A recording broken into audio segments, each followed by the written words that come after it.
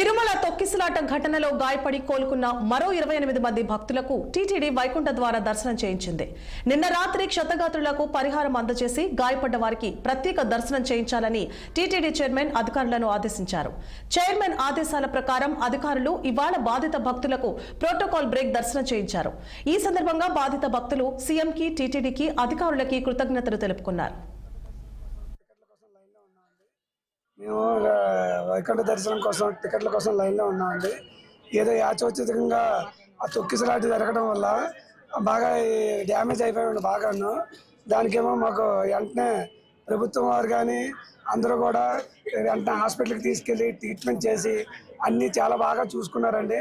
ఇప్పుడు కూడా వైకుంఠ దర్శనాన్ని కూడా నీట్గా తీసుకొచ్చి దేవస్థానానికి తీసుకొచ్చి దర్శనం చేయించి మళ్ళీ మన యథాస్థితిగా మమ్మల్ని ఎక్కడికైతే దేవెట్టాలో అక్కడ దేవెడుతున్నారండి.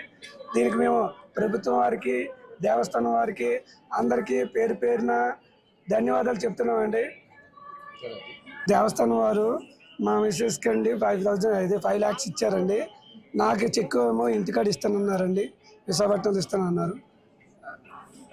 దానికి మేము గవర్నమెంట్ వారు, సీఎం గారు అయితే ఏదైతే ప్రకటించారో యథావిధిగా మాకు డబ్బులు అందించారండి. దానికి మేము శతవిధాలా అందరికీ నమస్కారం చేసుకుంటున్నాం. మేము వైకుంఠ దర్శనం కోసం టికెట్ల కోసం లైన్లో ఉన్నామండి. ఏదో యాచోచితంగా మల్కాజ్గిరి